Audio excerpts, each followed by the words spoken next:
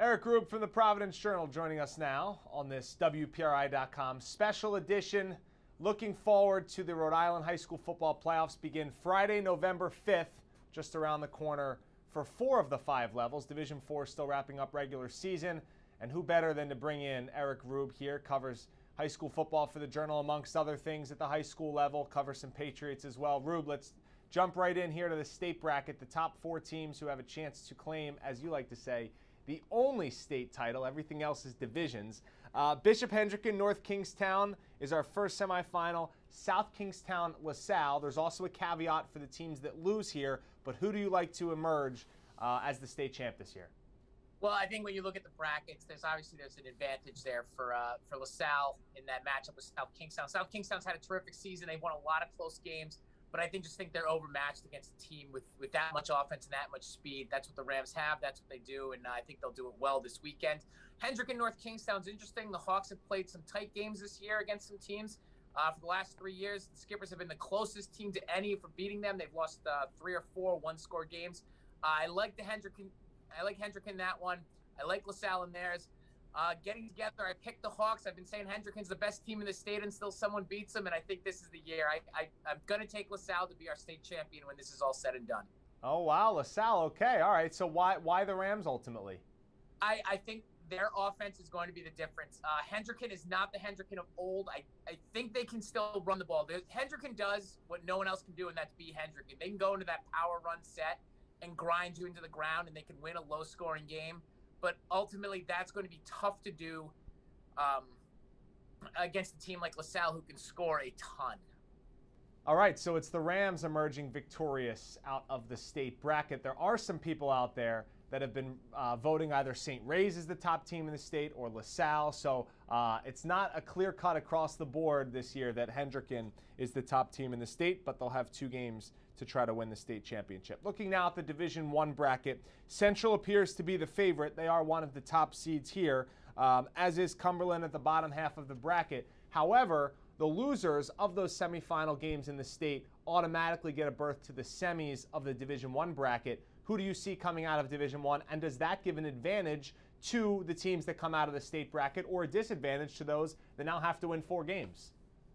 I think it's really a disadvantage to those teams who are trying to win Division I, starting in that Division I tournament. You're going to have to play an extra game, and getting 4 wins is tough enough in this division. Coming out of the D1 bracket, I love Central. They've played great. They were, within a field goal away of being in that state bracket, and that's where they wanted to be all year.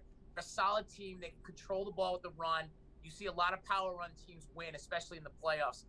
The other team I really like in that bracket, and it's because maybe I didn't give him the credit he was due at the start of the year. It's Portsmouth. Ben Hurd, if I've learned anything this year, you do not bet against Ben Hurd. I am not going to pick against Ben Hurd now. I'm not going to pick against him again. I made that mistake once. It's not going to happen again. And it's kind of a surprising little upset. I think Portsmouth's going to go on to win the Division I Super Bowl. They're going to go through. They're going to beat the teams that beat them this season, and at the end of it, walk away with a win over Central in that Division I Super Bowl. That'd be quite the revenge after the game we saw in the regular season early on. Portsmouth hosts Shea, 6 o'clock Friday. Then they would get the winner of either Cumberland or East Greenwich to then move on to the semifinals. Division II, we could see one of the best teams in the state in St. Ray's. Okay, 3-2. Why did they put 3-2?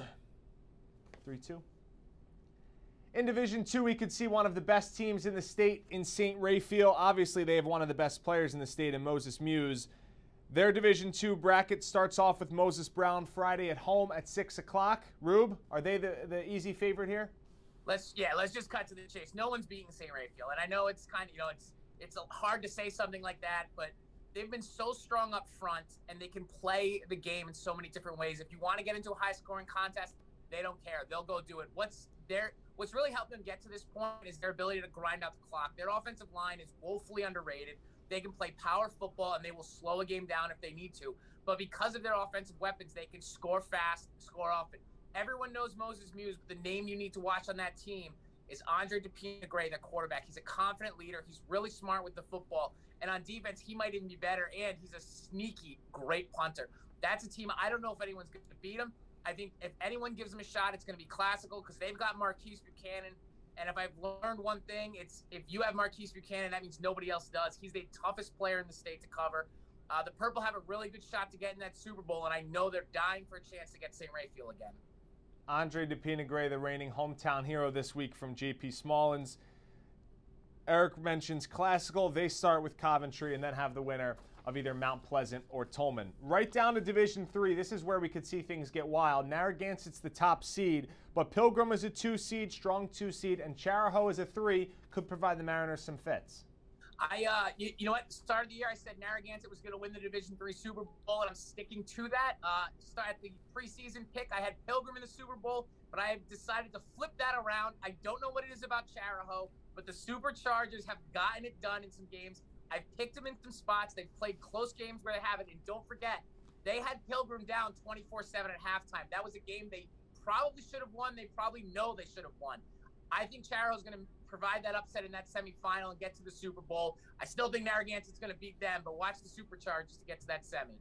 Yeah, if you look at the semifinals across the board, Charahoe, Pilgrim could be one of the better semifinals regardless of division, considering what those two teams did in the regular season. We mentioned off the top, Division IV still has one more week of regular season action to go, but how is the bracket shaping up for Division IV, and is Pontigansett the team that should run away with it? No one's beating Pontigansett. Pontigansett beat everyone by at least 3 or 4 touchdowns this year. They're too strong up front. Their running backs are too good. Nick Backlund, Marcus Carpenter, I said at the start of the year, they're the best backfield in the state, and I'm sticking to that.